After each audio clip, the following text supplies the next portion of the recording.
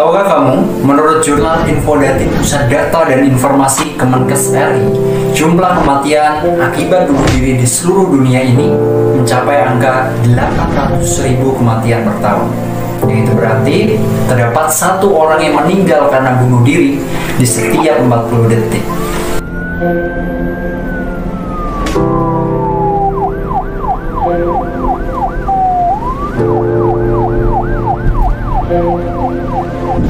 Bahkan, bunuh diri menempati peringkat kedua sebagai penyebab kematian pada seseorang yang berusia 15 hingga 29 tahun. Yang itu berarti usia yang masih tergolong sangat muda. Hal ini biasanya disebabkan oleh karena masalah keluarga, masalah ekonomi, konflik, korban bullying, depresi, dan masih banyak lagi. Hal inilah yang kemudian menjadikan seseorang merasa sulit untuk memperjuangkan kehidupannya dan akhirnya menyerah dan mungkin bunuh diri. Memangnya apa sih yang kemudian menjadikan seseorang tidak mudah menyerah ketika dihadapkan sebuah permasalahan? Inilah bahasan menarik seputar adversity quotient, sebuah seni untuk menjadi petarung, bukan pecundang.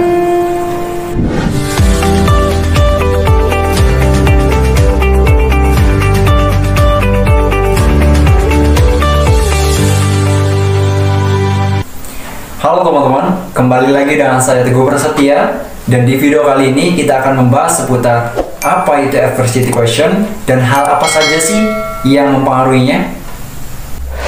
Seorang CEO dari Peak Learning bernama Paul Gestalt berpendapat bahwa adversity quotient merupakan sebuah keterampilan seseorang dalam mengamati kesulitan dalam hidup dan mengelola kesulitan tersebut dengan kecerdasan yang dimiliki, sehingga menjadi sebuah tantangan yang bisa dihadapi.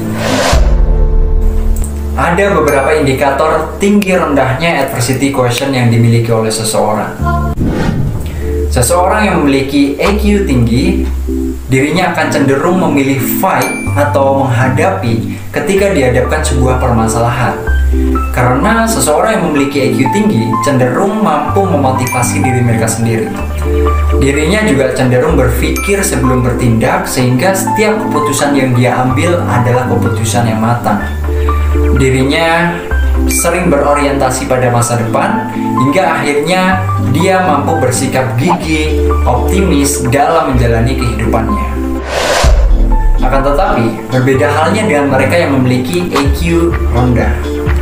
Mereka akan cenderung memilih fly atau menghindar dari tantangan hidupnya. Mereka mudah merasa frustasi jika dihadapkan sebuah permasalahan karena mereka cenderung kurang mampu memotivasi diri mereka sendiri. Mereka cenderung bersikap pesimis dan kurang bersemangat dalam bekerja. Seseorang yang memiliki EQ rendah juga akan cenderung kurang kreatif dan tidak mau mengambil resiko. Menurut Stoll, setiap orang pasti memiliki tingkat kecerdasan adversitas yang bermacam-macam tentunya. Dan ini pasti dipengaruhi oleh berbagai macam aspek dalam hidupnya. Lantas, apa sih yang kemudian menjadikan seseorang tidak mudah menyerah dalam menghadapi setiap tantangan-tantangan dalam hidupnya? Pertama, support system. Dukungan dari orang dekat, apresiasi dari teman, lingkungan yang positif, inilah yang kemudian menjadikan vitamin kekebalan seseorang dalam menghadapi berbagai macam permasalahan dalam hidupnya. Seorang profesor dari jurusan psikologi di University of Illinois bernama Carol Dweck menjelaskan bahwa respon seseorang terhadap suatu kesulitan dalam hidupnya itu terbentuk melalui pengaruh-pengaruh dari orang tua, guru, teman sebaya, dan orang-orang yang mempunyai peranan penting selama masa kanak-kanak. Jadi, tidak jarang bila keterampilan seseorang dalam menghadapi setiap permasalahan dalam hidupnya itu sering dipengaruhi oleh faktor lingkungannya. Yang kedua, kedekatannya dengan Tuhan. Aspek spiritual ternyata juga memiliki kontribusi yang sangat besar bagi sikap pantang menyerah yang dimiliki oleh seseorang. Biasanya seseorang yang memiliki kedekatan dengan Tuhan, Allah Subhanahu wa Ta'ala, akan cenderung memahami bahwa setiap permasalahan dalam hidupnya itu merupakan ujian yang diberikan oleh Tuhan dan sangat mungkin untuk diselesaikan. Mereka cenderung berpeluang untuk memilih bersabar ketika dihadapkan sebuah permasalahan.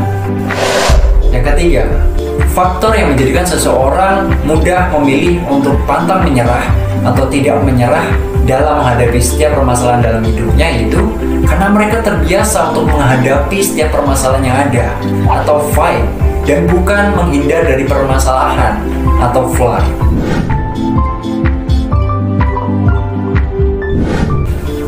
Dan yang terakhir adalah growth mindset.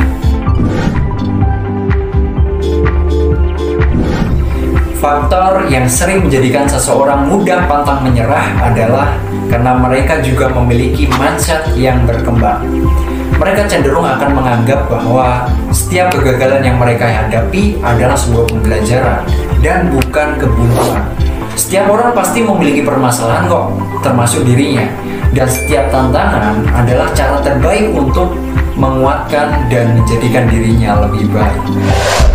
Dan tahukah kamu, ternyata kecerdasan adversitas sudah ribuan tahun yang lalu dibahas dalam Quran Surat Ali Imran ayat 46.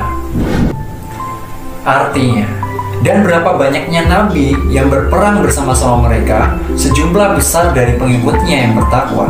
Mereka tidak menjadi lemah karena bencana yang menimpa mereka di jalan Allah, dan tidak lesu dan tidak pula menyerah kepada musuh. Allah menyukai orang-orang yang bersabar. Itulah beberapa faktor yang sering menjadikan seseorang tidak mudah menyerah ketika dihadapkan sebuah permasalahan dalam hidupnya. Dahlan Iskan, seorang pria kelahiran Jawa Timur yang juga merupakan mantan CEO dari Surat Kabar Jawa Pos, pernah berkata, "Orang hebat tidak dihasilkan dari kesenangan, kemudahan, dan kenyamanan. Mereka dibentuk melalui kesulitan, tantangan, dan air mata." Saya Teguh Setia. Sampai jumpa.